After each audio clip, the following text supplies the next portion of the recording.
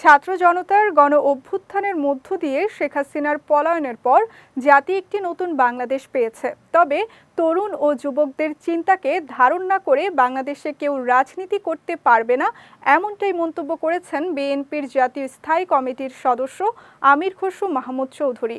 সকালে রাজধানীর reporters unity মিলনায়তনে এবি পার্টি আয়োজিত এক আলোচনা সভায় এই মন্তব্য করেন তিনি। সভায় অন্তর্বর্তী সরকারের নানা দিক নিয়ে আলোচনা করেন গণসংহতি আন্দোলন ও নাগরিক ঐক্যের নেতারা। সহকর্মী হৃদয় খানের ছবিতে জাওদন্তুর রিপোর্ট। রোববার সকালে অন্তর্বর্তীকালীন সরকারের 1 মাস কেমন গেল, কেমন যেতে পারত শীর্ষক আলোচনা সভার আয়োজন করে এবি পার্টি।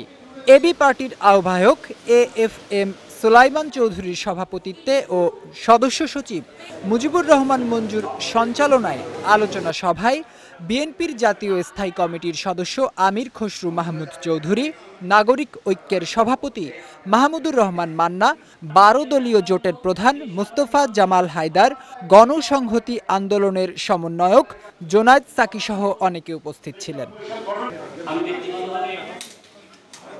1 মাস একটি সরকারের মূল্যায়নের জন্য যথেষ্ট নয় মন্তব্য করে গণসংহতি আন্দোলনের সমন্বয়ক বলেন, জাতির জন্য জীবন উৎসর্গ করা ছাত্র জনতার ভূমিকা অন্তর্বর্তী সরকারকে বুঝতে হবে।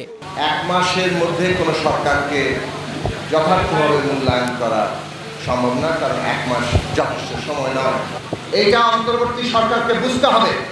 জাতির প্রয়োজনে সমস্ত জনগোষ্ঠীর সম্মান যখন ভুলুণ্ঠিত, তখন তারা গুলির সামনে নিজেদেরকে দাঁড় করিয়ে সেই সম্মান জীবন উৎসর্গ করে সেই সম্মান রক্ষার জন্য লড়াই করেছে।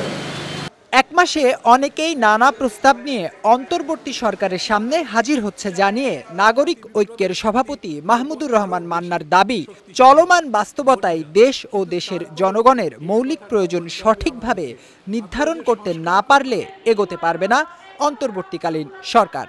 আপনারা যে সংস্কার করতে চান, সংস্কারের তো কোনো শেষ নাই। একটা দেশ প্রতিনিয়তই উন্নত হতে থাকবে, প্রতিনিয়তই সংস্কার হতে থাকবে। তো আজীবন পর্যন্ত এই সরকারটি সংস্কার করতে থাকবে, তারা কি ক্ষমতায় থাকবে? তাদের তো একটা লাইন অফ ডিমার্কেশন থাকবে যে এই পর্যন্ত আমরা যাব। ছাত্র জনতার গণ অভ্যুত্থানের মধ্য দিয়ে শেখ হাসিনার পলায়নের পর জাতি একটি নতুন বাংলাদেশ পেয়েছে মন্তব্য করে বিএনপির জাতীয় স্থায়ী কমিটির সদস্য আমির খসরু মাহমুদ চৌধুরী সাফ জানিয়ে দিয়েছেন, তরুণ ও যুবকদের চিন্তাকে ধারণ না করে বাংলাদেশে কেউ রাজনীতি করতে পারবে না। হাসিনা পলায়নের পরে বাংলাদেশের মানুষের মনোজগতে যে পরিবর্তন এসেছে সেটা আমাদেরকে বুঝতে হবে। সেই মনোজগৎ কিন্তু আগের মনোজগতে নাই। এই মনোজগৎ হচ্ছে বাংলাদেশের মানুষ তার রাজনৈতিক, সাংবিধানিক, গণতান্ত্রিক অধিকার ফিরে পেতে চায় পরিপূর্ণভাবে।